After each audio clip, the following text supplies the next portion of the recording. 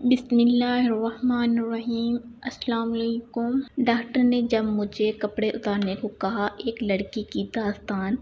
ایک ہفتہ قبل میں کراچی کے ایک بڑے ہسپتال میں کمر کی تکلیف کے چیک اپ کے لیے گئی۔ میری ماں بھی میرے ساتھ ڈاکٹر کے دفتر میں گئی، لیکن معائنہ کرنے والے روم میں نہیں گئی۔ یہ ایک چھوٹا سا کمرہ تھا۔ کمرے میں صرف 2 آدمی تھے، ایک نرس اور ایک میں خود۔ میری تکلیف کی نوعیت اس بات کی متقاضی تھی کہ میں اپنی شلوار اتار کر ڈاکٹر اور نرس کو معائنہ کرنے کی اجازت دوں۔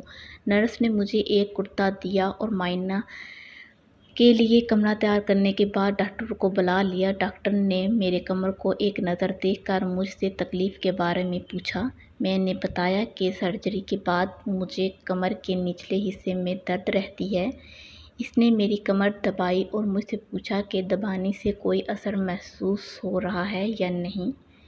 میں نے ڈاکٹر کو بتایا کہ کہاں درد ہے اور کہاں نہیں۔ جب معائنہ ختم ہوا تو ڈاکٹر نے اچانک میرے جسم کے پچھلے حصے پر زور سے ہاتھ مارا۔ میں نے اسے معائنے کا حصہ ہی سمجھا، لیکن یہ میرے لیے حیران کن تھا۔ اس نے پھر بتایا کہ اب کوئی درد نہیں ہوگی۔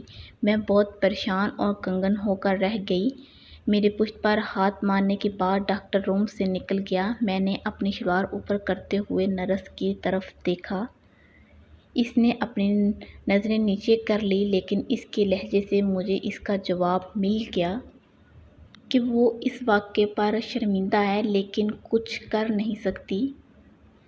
میں روم سے نکل کر ڈاکٹر کے دفتر میں پہنچی، جہاں میری ماں میرا انتظار کر رہی تھی کہ پتہ چل سکے ڈاکٹر کیا کہنا تھا۔ ڈاکٹر نے کہا کہ کوئی بڑا مسئلہ نہیں ہے اور میں بالکل ٹھیک ہوں۔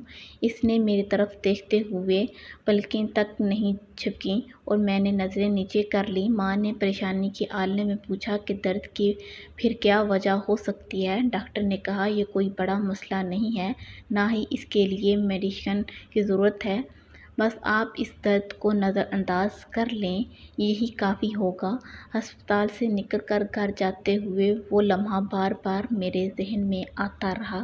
میرا چہرہ بجھ گیا تھا اور ماں یوں پوچھ رہی تھی کہ آخر کیا جو تم بالکل خاموش ہو گئی ہو؟ تب میں نے اس واقعے کو ہمیشہ کے لیے اپنے دماغ میں دفن کرنے کا فیصلہ کر لیا۔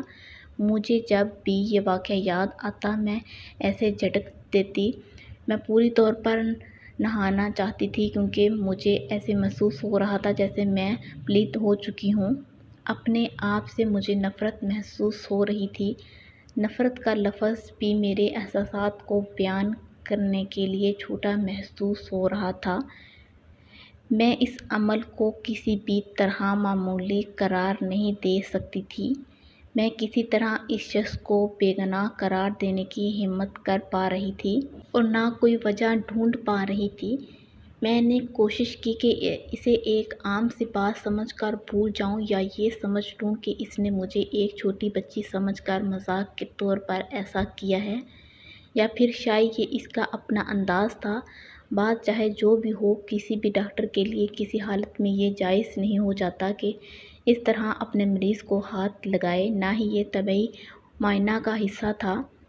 کولہے کو چھونا جسم کے کسی اور حصے کو چھونے سے بہت مختلف ہے۔ یہ ایک معمولی یا قابل فراموش حرکت نہیں ہے، خاص طور پر ایک مرد ڈاکٹر کے لیے۔ ایک خاتون مریضہ کو اس طرح چھونا تو بالکل ہی نامناسب ہے۔ کسی کے جسم کے حساس حصوں کو چھونا جنسی حملے کے ضمن آتا ہے۔ آپ شاید سوچ رہے ہوں کہ ایک چھوٹے سے واقعے کو میں اتنا بڑا بتنگڑ کیوں بنانا چاہتی ہوں؟ اب میں اس کو دوسرے الفاظ میں بیان کرتی ہوں کہ ایک بڑا سرجن کراچی کے ایک بڑے ہسپتال میں بیٹھ کر کسی لڑکی کی پشت کو دوران معائنہ چھو لیتا ہے۔ کیا اس کی یہ حرکت آپ کو بے چین کرتی ہے؟ میں اس بارے میں کچھ لکھنا نہیں چاہتی تھی، لیکن میرے آس پاس کے عقلمند اور سمجھ رکھنے والے دوستوں نے مجھے لکھنے کا مشورہ دیا۔ کیا میرے لیے یہ مناسب تھا کہ میں واپس ہسپتال جا کر اس ڈاکٹر سے شکایت کرتی؟ اس بات کی کیا گارنٹی ہے کہ میرے الفاظ اس شخص پر اثر چھوڑیں گے یا بے وقوع ثابت ہوں گے؟ کیا مجھے اس کے پاس جانا چاہیے تھا؟ اگر وہ ایسا کچھ ہونے کا ذرے سے انکار کر دیتا تو میں کیا کہتی؟ اگر اس کے لیے یہ حرکت اس قدر غیر معمولی ہوتی تو وہ مجھے پہچان ہی نہ پاتا تو کیا ہوتا؟ یہ کسی کو معلوم نہیں۔ جو سوال میں نے اس وقت آج تک اپنے آپ سے پوچھا ہے وہ یہ ہے کہ میں اس چیز کو کیا سمجھوں؟ کیا اس شخص کی معافی مانگنے سے میری الجھن ختم ہو جائے گی؟ نہیں، مجھے کسی قسم کی تلافی کی ضرورت نہیں ہے۔ آپ ان کے حرکات کی تو وجہ ڈھونڈنا چھوڑ دیں۔ ایسا طریقہ نہ ڈھونڈیں جس سے آپ کو ایسا لگنے لگے کہ آپ نے اس شخص کو آپ پر جنسی حملہ پر اکسایا ہے۔